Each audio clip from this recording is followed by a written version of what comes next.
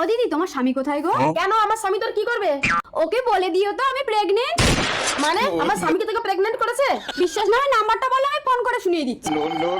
Hello hello, আমি মল্লিকা বলছি। Darling বলো। কি গো শুনছো? আমি না প্রেগনেন্ট। কি বলো মল্লিকা, আমি তো সবসময় প্রোটেক্ট ব্যবহার করি। আচ্ছা ঠিক আছে মল্লিকা, আমি অফিস থেকে ফেরার পথে তোমার সঙ্গে দেখা করে যাবো।